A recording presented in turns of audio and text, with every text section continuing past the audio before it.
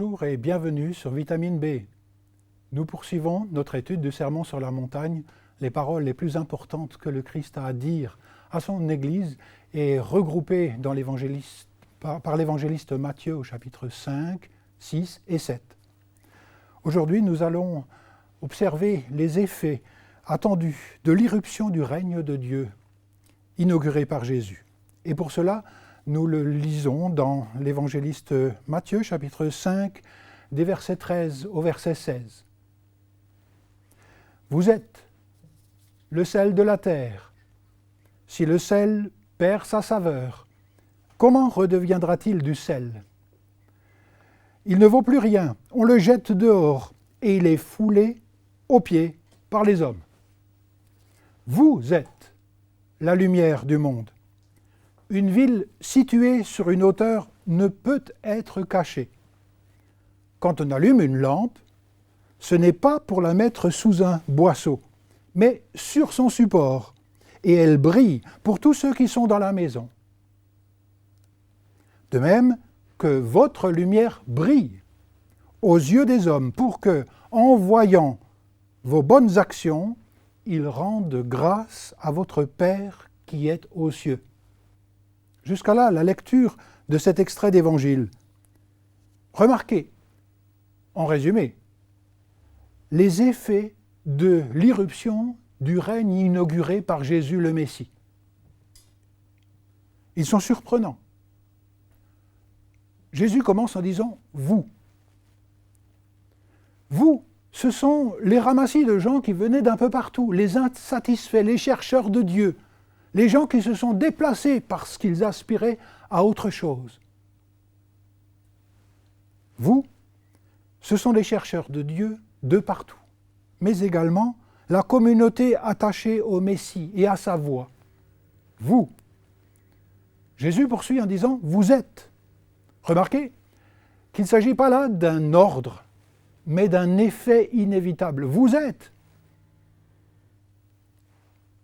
le sel. Quand un juif du temps de Jésus parle du sel, il pense bien entendu tout d'abord, non pas à la saveur, mais à l'action anti-putréfaction, à cet agent qui, mélangé à un aliment, empêche qu'il pourrisse trop vite. Vous êtes le sel de préservation. Vous êtes le sel. Une société, une personne peut pourrir. Mais Jésus dit qu'avec l'irruption du royaume, il y a quelque chose qui permet de faire durer la vie dans la qualité. Remarquez, il ne dit pas que vous êtes le sable de construction, il dit que vous êtes le sel, un agent qui, présent en petite quantité, peut vraiment avoir des effets très bénéfiques. Vous êtes le sel, vous êtes également la lumière. Avec ce symbole, nous avons le symbole de ce qui est nécessaire pour lutter contre la ténèbre. La lumière permet de vivre, permet de se repérer, que ce soit dans une pièce ou dans une société. La lumière, c'est la visibilité même du règne de Dieu. La lumière permet d'y voir clair, à la juste proportion. Jésus dit, en précisant, vous êtes sel et lumière, mais de la terre et du monde. Il s'agit là de la création dans sa globalité. Quand Jésus réunit un peuple, comme du reste Dieu, Yahvé, en réunissant Israël, ou le reste d'Israël plus tard, le fait avec un objectif particulier.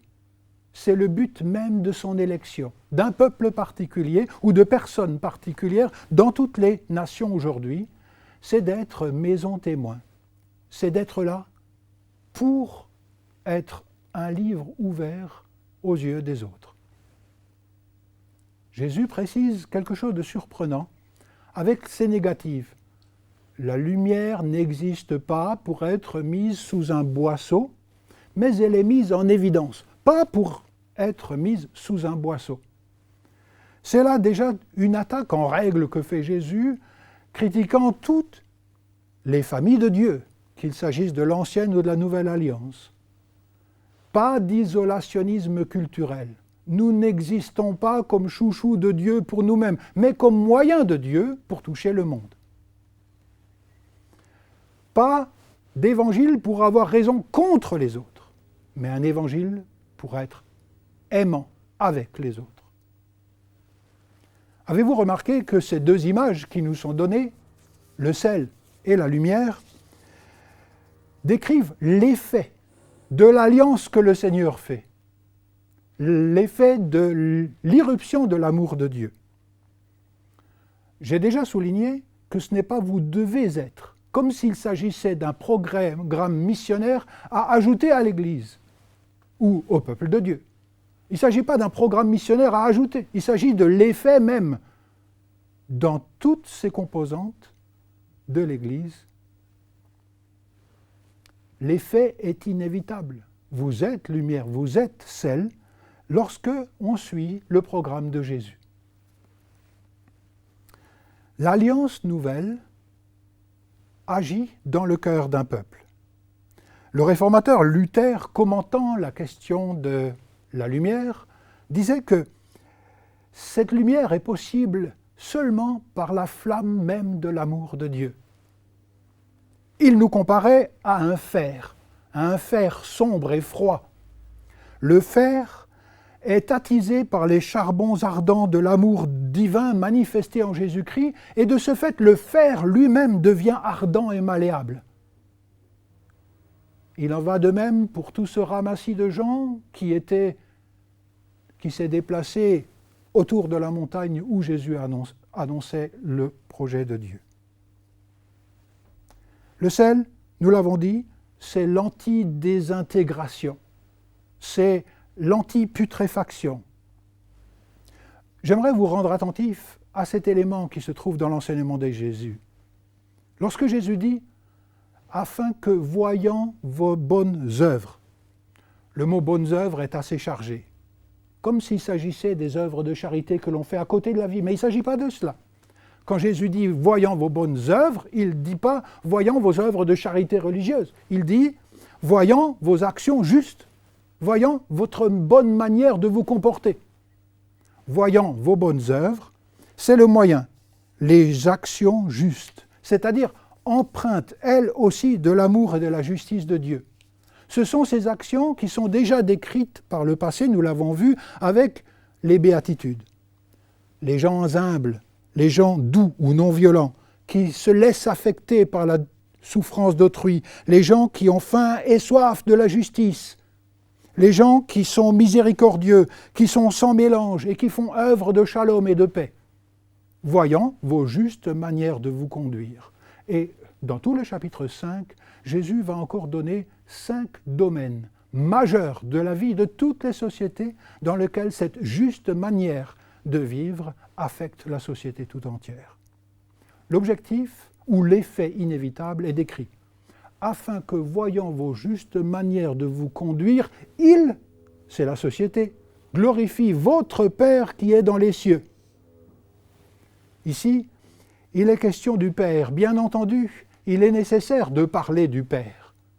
Il y a des paroles, mais avant tout, il y a une conduite qui conduit les gens à s'interroger sur la marque de famille, les traits de famille particuliers de cette appartenance à ce Père-là.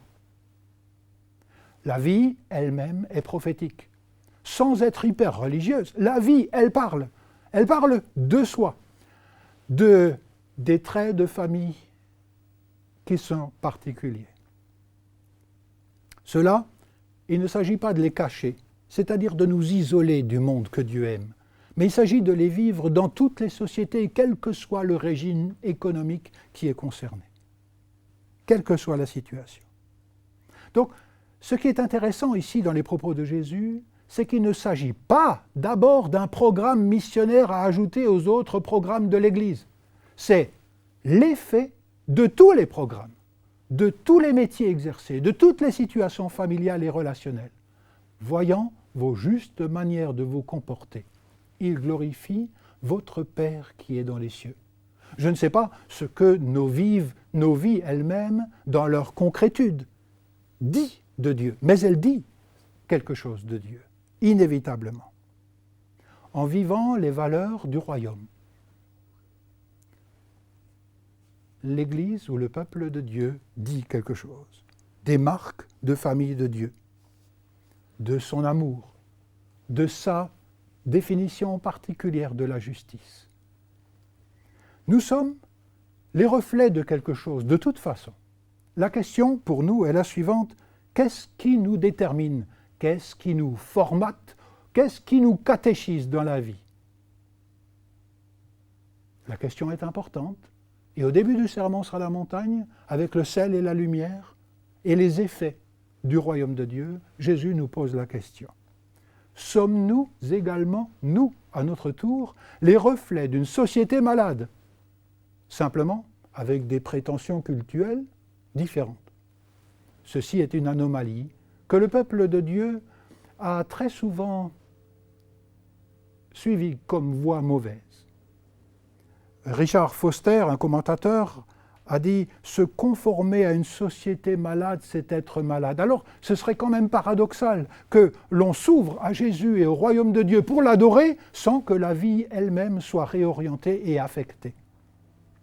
Les forces de l'injustice, de la méchanceté, du péché et d'une société malade, c'est notre médiocrité naturelle, notre repli sur nous-mêmes, notre peur de manquer, si on ne prend pas d'autres mesures que les mesures du sermon sur la montagne. C'est la raison pour laquelle on assiste parfois à des accumulations insatiables des biens, de peur de manquer dans le futur et de nous faire des réserves au cas où Dieu ne pourvoirait pas pour demain. Et du coup, ces réserves, elles manquent à ceux pour qui ça pourrait être une très belle bouée de secours. Ainsi, peuvent circuler de fausses idées de ce que Dieu veut et de ce qu'il est. Par exemple, lorsqu'on pense que les bénédictions sont essentiellement faites pour moi-même et pas pour la vie. Ou quand on pense, par exemple, que le royaume de Dieu, c'est dans un monde futur à venir. En attendant, nous vivons simplement de l'adoration de Jésus. J'en viens à la substance même. Le peuple de Dieu devait en tout temps être une maison témoin pour tous les peuples. Le récit fondateur de Jésus-Christ, son œuvre, sa venue parmi nous, nous montre qu'il y a véritablement une irruption d'un monde nouveau, pourvu que les paroles et les actes ne se contredisent pas. Nous vivons toujours une vie qui parle, mais déjà, ce plan très ancien était présent dans l'Ancien Testament, dans le livre de l'Exode, au chapitre 19, par exemple, et au verset 6. Je vous en fais la lecture. « Si vous entendez ma voix, dit le Seigneur, et si vous gardez mon alliance, vous serez ma part personnelle parmi tous les peuples, puisque c'est à moi qu'appartiennent toutes les nations. Et vous serez pour moi, dit le Seigneur, un royaume de sacrificateurs et une nation particulière, ou une nation sainte, kadosh. » Jusqu'à là, la lecture. Remarquez que ceci était vrai pour Israël dans le projet initial. Tout le monde était un sacrificateur, il n'y avait pas qu'une caste particulière. Et ce projet initial est de nouveau réactualisé par Jésus. Vous êtes le sel de la terre. Il n'y a pas une caste particulière qui doit obéir à Jésus et les autres ils suivront à peu près les lois morales. Non, vous êtes dans la globalité. Et l'apôtre Pierre, plus tard, dira la même chose dans la première épître de Pierre, chapitre 2, verset 9. Vous êtes une nation sainte, un peuple de prêtres. Un peuple parmi les peuples, c'est précisément ceci que Jésus voulait restituer en disant « Vous êtes la lumière du monde ». Avez-vous remarqué, je termine là-dessus, Jésus dit « Si le sel perd sa saveur, c'est un risque.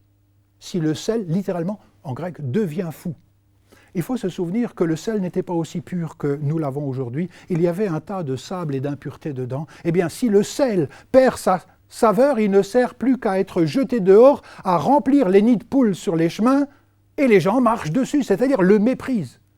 Il en va ainsi de l'Église et du peuple de Dieu en général. Si le peuple de Dieu perd la spécificité de l'enseignement moral de Jésus, il ne sert plus qu'à être jeté dehors. La religion du temple du temps de Jésus était bien entendu visée avec la destruction de Jérusalem en l'an 70, mais également ce constat, vrai pour le peuple de Dieu.